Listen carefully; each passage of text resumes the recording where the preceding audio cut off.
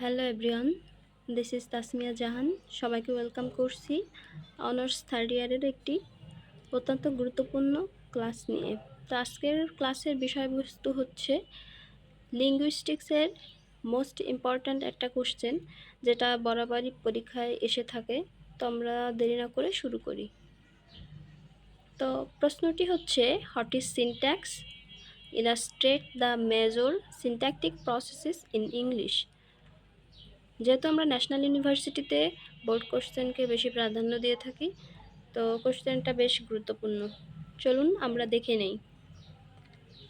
বাক্যবিন্যাস কি? ইংরেজিতে প্রধান সিনট্যাকটিক প্রক্রিয়াগুলোর দেখাতে বলছে বা ইলাস্ট্রেট করতে বলছে।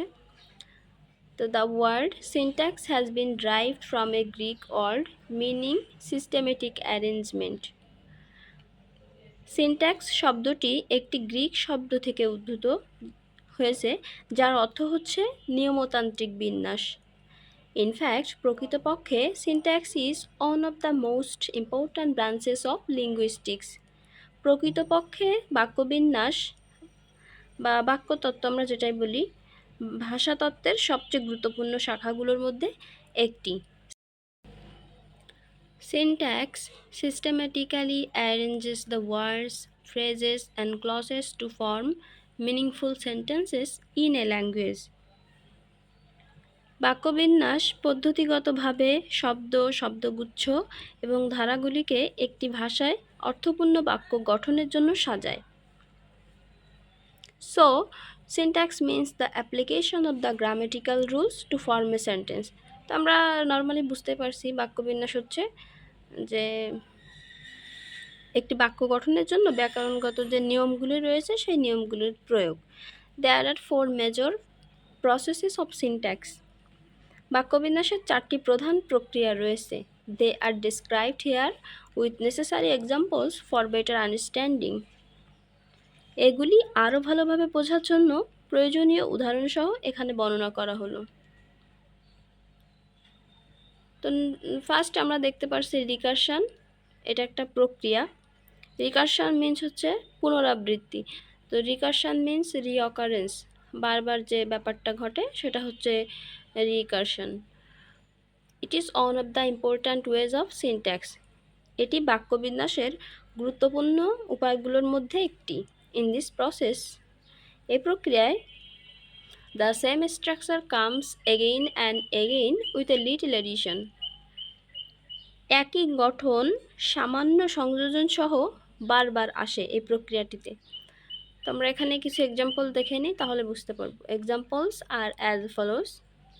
দ্য ম্যান, প্রথমটি হচ্ছে the man, the old man, একজন মানুষ, তারপর একজন বৃদ্ধ মানুষ।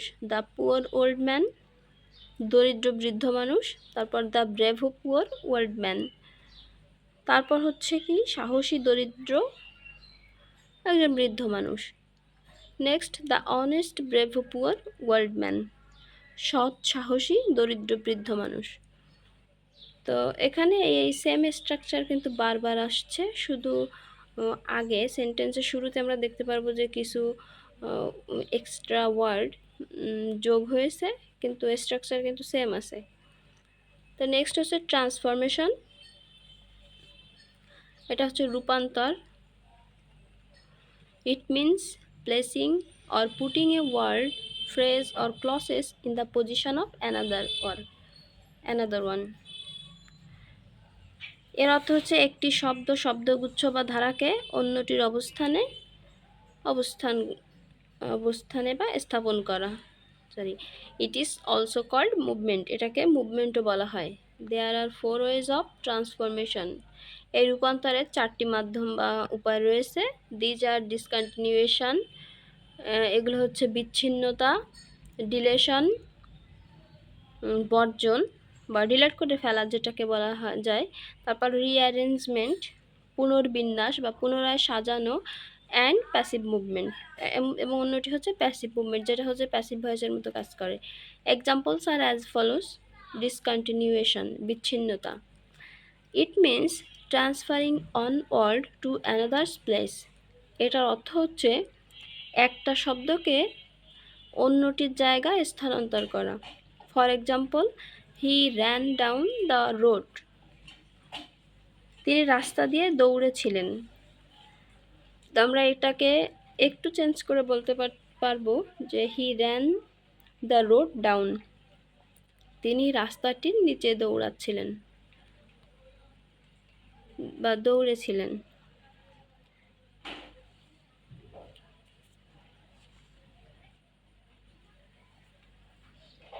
নেক্সট, ডিলেশন বা বর্জন, ডিলেট করে ফেলা যেটাকে বলা যায়।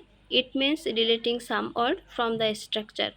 একটা শব্দের গঠন থেকে কিছু শব্দ ডিলেট করে ফেলা। For example, the door is open. এটা কিন্তু অ্যাসার্টিভ ফর্মে আছে, আমরা এটাকে পুনরায় লিখতে পারি। ও সরি, ভুল হচ্ছে, আমি আগেরটা রেখে আসছি। তো এখানে দেখা যাচ্ছে যে ইউ ক্লোজ দ্য উইন্ডো, তুমি জানালাটি বন্ধ করো। তো এখানে আমরা ইউটা বাদ দিয়ে ক্লোজ দ্য উইন্ডো এভাবে বলতে পারি। তো এখানে ইউ হচ্ছে ডিলিট করে ফেলা হচ্ছে। নেক্সট, রিঅ্যারেঞ্জমেন্ট, এটা হচ্ছে পুনরায় সাজানো। It means reordering the words in a sentence. এর অর্থ হচ্ছে একটি বাক্যে শব্দগুলিকে পুনরায় সাজানো। For example, the door is open, দরজাটি খোলা। আমরা এটা ইন্ট্রোগেটিভ ফর্মে নিয়ে যে লিখতে পারি, ইজ দ্য ডোর ওপেন, দরজাটি কি খোলা। তারপর হচ্ছে passive movement, it is just like passive voice, এটা কিন্তু প্যাসিভ ভয়েসের মতো। তো আমরা যেমন এখানে বলতে পারি যে আই রিড এ নোভেল, আমি একটি উপন্যাস পড়ি। তো আমরা এভাবে প্যাসিভ করতে পারবো যে a novel is read by me, একটা উপন্যাস আমার দ্বারা পড়া হয়েছে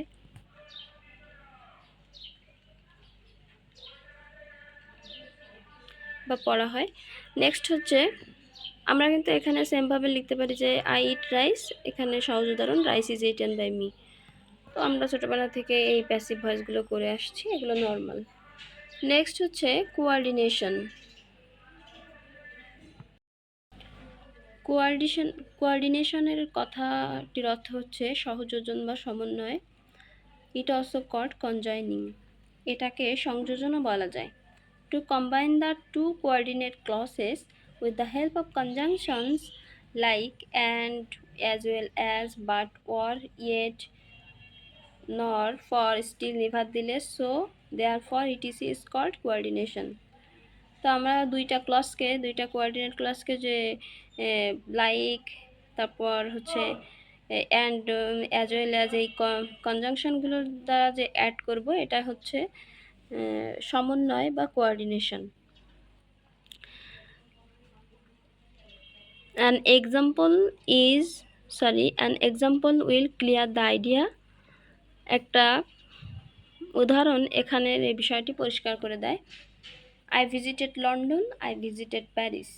তো এই দুইটা সেন্টেন্সকে আমরা সুন্দরভাবে বলতে পারি I visited London and Paris, তাহলে কিন্তু শুনতে অনেক ভালো শোনায় এবং একটা অর্থপূর্ণ বাক্য গঠন করে। নেক্সট হচ্ছে সাবঅর্ডিনেশন, যেটা হচ্ছে অধীনতা। It is well known as embedding, এটা এমবেডিং হিসেবেও পরিচিত। আমরা কিন্তু এমবেডিং ক্লজ এগুলো করে আসছি আগে। In fact, embedding happens when the subordinate clause is embedded or inserted in the main clause or principal clause. প্রকৃতপক্ষে এমবেডিং ঘটে যখন অধীনস্থ ধারাটি প্রধান ধারা বা মূল ধারায় যুক্ত হয় বা সন্নিবেশিত হয়। An example can be cited here. এখানে একটি উদাহরণ দেওয়া যেতে পারে। তো the boy spoke to you, ছেলেটি আপনার সাথে কথা বলল। The boy is my brother, ছেলেটি আমার ভাই। তার মানে এখানে বোঝাচ্ছে কি যে ছেলেটি আপনার সাথে কথা বললো সে ছেলেটি আমার ভাই। তো এটা সুন্দরভাবে এমবেডেড সেন্টেন্সে বলা যেতে পারে the boy who spoke to you is my brother, যে ছেলেটি আপনার সাথে কথা বলেছিল সে আমার ভাই। এখানে the boy is my brother এটা হচ্ছে main clause, and who spoke to you it's a subordinate clause. তো in fine, last আমরা পরিশেষে বলতে পারি we can say that these are the processes of syntax in English. এগুলো ইংরেজিতে বাক্যবিন্যাসের প্রক্রিয়া। আনডাউটেডলি, নিঃসন্দেহে, syntax is the most important part of sentence construction in grammar. নিঃসন্দেহে বাক্য গঠনের সবচেয়ে গুরুত্বপূর্ণ অংশ। তো এই ছিল ফুল বাংলা আলোচনা। আশা করি এই প্রশ্নটা 2-3 বার দেখলেই ইজিলি লেখা সম্ভব। সবাইকে অনেক ধন্যবাদ। আশা করি সবাই পাশে থাকবেন। আল্লাহ হাফেজ।